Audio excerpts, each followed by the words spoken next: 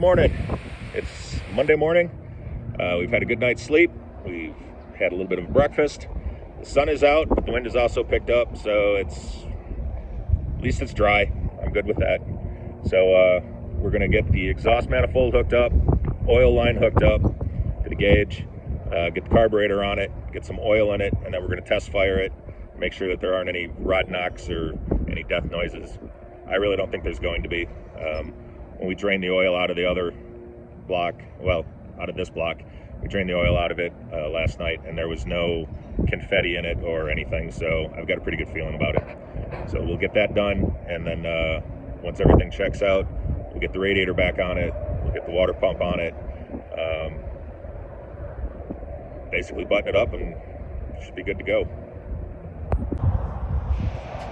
All right, so this is the driver's side exhaust manifold. Last night, it took me well over an hour to get all the bolt holes lined up and get the passenger side exhaust manifold bolted up. This morning, I just kind of waved the bolts over it, and they jumped into their respective holes, and then I snugged them up. The whole thing took me about 9 minutes. So, yeah, that seems to always be the way it works sometimes. But that's on. Daniel is now going to cheese whiz the valve covers with sealant and rubber gaskets, and we're going to get that done, and then we'll get the carburetor on. All right, the engine is in. The electrics and fuel are all hooked up. We got a water pump on it. We've put 4 quarts of oil in it to keep oil circulating in it while we fire it up and test to see if it works. All right, go ahead.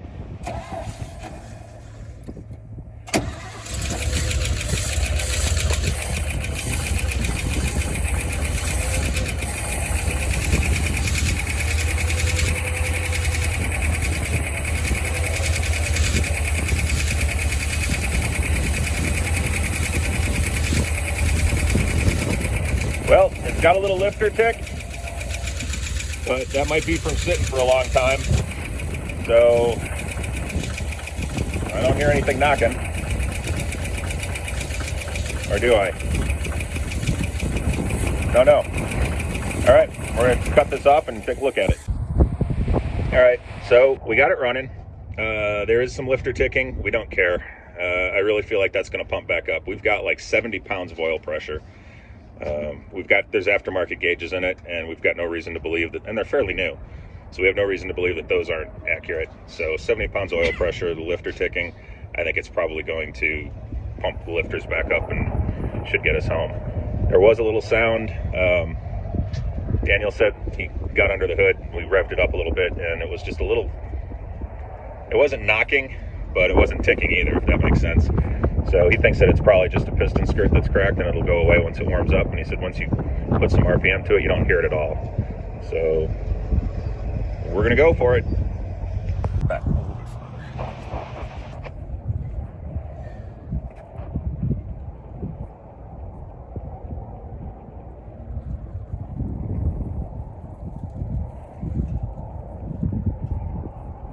Last step.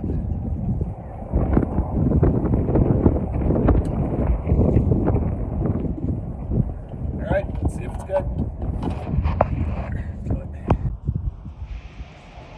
And my spare tire is leaking oil too. This thing literally leaks from everywhere.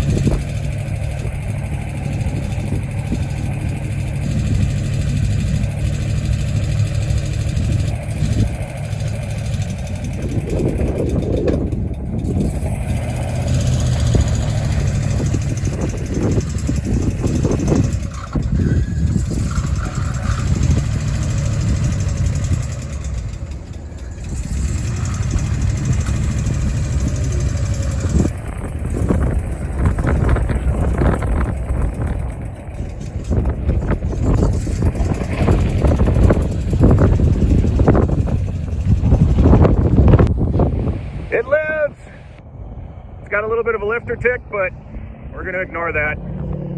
Everything else seems solid on the car. It doesn't want to, on the truck. It doesn't want to idle real well. I think that's probably timing, because the old engine idled like a champ, so I don't think it's the carburetor. We just took the one off and put it on the other. So that's it. We're going to fiddle with the timing and get it going, but we're done. I would like to thank the staff here at the Edgewood, New Mexico O'Reilly's. They were absolutely fantastic through this whole thing. Jesus, the manager, I really appreciate you and helping us out. Not every store would let some idiot from out of town with an old dead camper do an engine swap in their parking lot for 2.5 days. So thank you very much. Really appreciate it. You guys are a credit to O'Reilly's. I've always liked O'Reilly's anyway, but yeah, you guys really stepped up and I really appreciate it. So we're gonna fix the timing and we're gonna head home. So close and yet so far away. So I got on the interstate. We made it about 8 miles and it started backfiring through the carb. Pulled off at the next exit and pulled the valve covers. The back lifter on the passenger side is completely collapsed. It ate the lifter. So we're gonna crank it down, treat it like a solid lifter cam, and see if that takes care of the problem. Ready? Yeah. All the rest moves, that one don't. You're good. At a bare minimum, our video's gonna have to work too.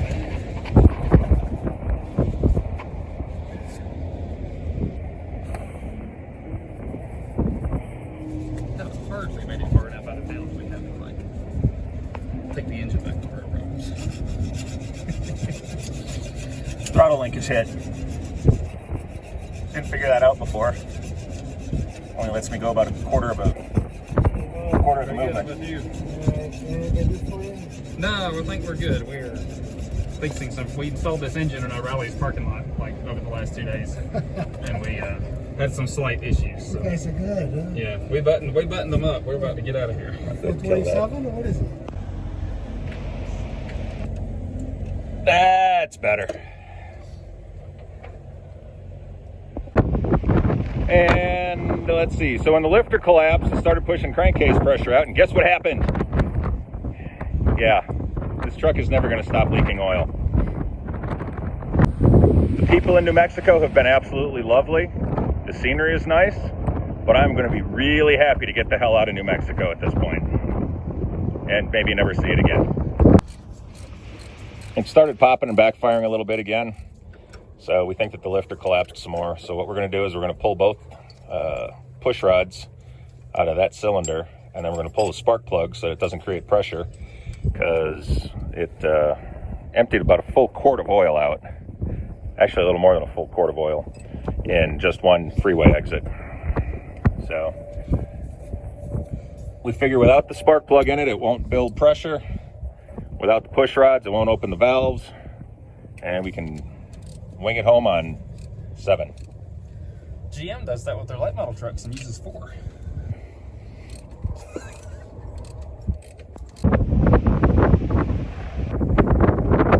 All right, fire it up.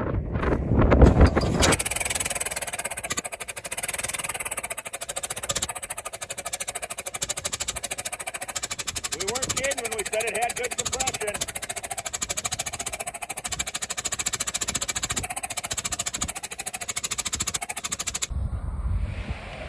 We made it to Klein's Corners, New Mexico.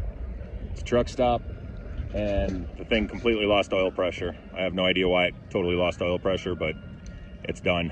So rather than kick a second rod through a second block, we decided to throw the chute and call it a day. So we decided to load it up onto the trailer. Give me a second, I'll show you what that looked like. Does anybody notice anything funny about the ramps?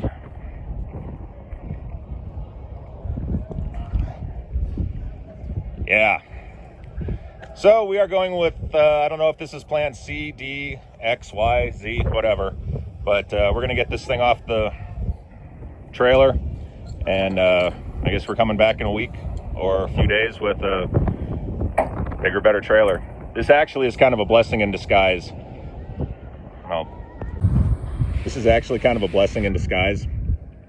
With the wind gusts, we weren't real keen on driving this thing through 20 hours home, actually just getting out of New Mexico with the bad wind that we've had. This thing, I think, would have probably blown around quite a bit. So this might just be the fate's way of telling us to stop pushing our luck. So I'm good with that.